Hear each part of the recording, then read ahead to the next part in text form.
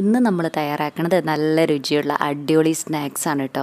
ഇതിനായിട്ട് ഒരു ബൗളിലേക്ക് 2 കോഴിമുട്ടയാണ് പൊട്ടിച്ചൊഴിക്കുന്നത്. ഇനി ഇതിലേക്ക് 1/2 കപ്പ് പഞ്ചസാരയും കൂടെ ചേർക്കാം.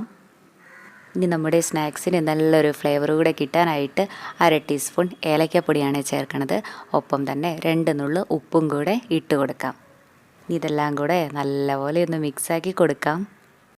ഇത് നല്ലപോലെ ഒന്ന് മിക്സാക്കി കൊടുത്തു കഴിഞ്ഞാൽ ഇനി ഇതിലേക്ക് ചേർക്കുന്നത് 1 കപ്പ് റവയാണേ. വറുത്ത റവയോ വറുക്കാത്ത റവയോ എന്തായാലും കുഴപ്പമൊന്നുമില്ല. ഇനി ഇതെല്ലാം കൂടെ നല്ലപോലെ ഒന്ന് യോജിപ്പിച്ച് കൊടുക്കാം. ഇനി നമ്മുടെ സ്നാക്സിന് ഒന്നും കൂടെ നല്ലൊരു ടേസ്റ്റ് കൂടെ കിട്ടാനായിട്ട് 1 ടേബിൾ സ്പൂൺ പാൽപ്പൊടിയാണ് ചേർക്കുന്നത്. പാൽപ്പൊടി ചേർത്ത് കൊടുക്കണമെന്ന് നിർബന്ധമൊന്നുമില്ല, ചേർത്തില്ലെങ്കിലും കുഴപ്പമൊന്നുമില്ല. ഇതെല്ലാം കൂടെ ജസ്റ്റ് ഇങ്ങനെ ഒന്ന് യോജിപ്പിച്ച് കൊടുത്ത ശേഷം ഇനി ഇതിലേക്ക് പാലാണ് ഒഴിച്ചു കൊടുക്കുന്നത്. ഞാൻ 1/2 കപ്പ് പാൽ ഇതുപോലെ 2 പ്രാവശ്യമായിട്ട് ഒഴിച്ചു കൊടുത്തിട്ടാണ് കേട്ടോ ഇത് മിക്സാക്കിയിട്ട് എടുക്കണത്. ഇപ്പോൾ കണ്ടില്ലേ, നമ്മുടെ മാവ് ഈ ഒരു പരുവത്തിലല്ലേ ഇരിക്കണേ. ഇനി നമുക്കിത് 15 മിനിറ്റ് നേരം ഒന്ന് റെസ്റ്റ് ചെയ്യാനായിട്ട് മാറ്റി വയ്ക്കാം. 15 മിനിറ്റ് കഴിഞ്ഞപ്പോൾ ഇപ്പോൾ നമ്മുടെ മാവ് കൊണ്ട് ഒന്നും കൂടെ തിക്കായിട്ട് വന്നിട്ടില്ലേ. നമുക്ക് ഇത്രയും കട്ടിയുള്ള മാവല്ല കേട്ടോ വേണ്ടേ, കുറച്ചും കൂടെ ലൂസായിട്ടാണ് വേണ്ടേ. ഇതിലേക്ക് 1/4 കപ്പ് പാലും കൂടെ ഒഴിച്ചിട്ട് നല്ലപോലെ ഒന്ന് മിക്സാക്കി കൊടുക്കുകയും കൂടെ ചെയ്യാം. ഇപ്പോൾ കണ്ടോ, ഈ ഒരു പരുവത്തിലാണ് നമ്മുടെ ഈ ഒരു മാവിരിക്കേണ്ടത്. ഇനി നമുക്ക് നമ്മുടെ ഈ ഒരു സ്നാക്സ് റെഡിയാക്കാനായിട്ട് ഒരു പാനിലേക്ക് ആവശ്യത്തിനുള്ള എണ്ണ ഒഴിച്ച് കൊടുക്കാം. ഇനി നമുക്ക് അടുത്തതായിട്ട് എടുക്കേണ്ടത് നമ്മുടെയൊക്കെ വീട്ടിൽ എപ്പോഴും ഉണ്ടാവണ ഇതുപോലത്തെ ഒരു തവിയാണേ. നമ്മുടെ ഈ എണ്ണയൊക്കെ നല്ലപോലെ ഒന്ന് ചൂടായി വരുന്ന സമയത്ത് ഈ തവി 1-2 പ്രാവശ്യം ഈ എണ്ണയിൽ നന്നായിട്ടൊന്ന് മുക്കിയിട്ടെടുക്കാം. ഇനി നമ്മുടെ ഈ ഒരു തവിയിലേക്ക് നമ്മൾ നേരത്തെ തയ്യാറാക്കി വെച്ചിട്ടുണ്ടായിരുന്നു നമ്മുടെ ആ ഒരു റവയുടെ മിക്സില്ലേ, അതാണ് ഒഴിച്ചു കൊടുക്കുന്നത്.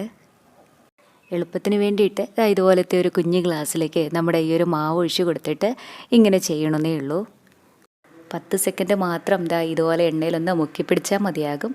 അപ്പോഴേക്കും തന്നെ ഇത് വിട്ട് വന്നിട്ടുണ്ടാവും. നമ്മുടെ ഈ ഒരു സ്നാക്സിന് നല്ലൊരു ഷേപ്പ് കിട്ടാനായിട്ടാണ് നമ്മളിത് ഇതുപോലെ തവിയിലൊഴിച്ചിട്ട് ചെയ്യണത്. ഇതുപോലെ തന്നെ ചെയ്യണമെന്ന് നിർബന്ധമൊന്നുമില്ല.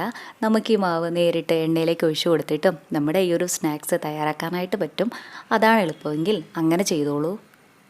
ഒത്തിരി സമയമൊന്നും എടുക്കില്ല, പെട്ടെന്ന് തന്നെ നമുക്കിത് റെഡിയായി കിട്ടും കേട്ടോ.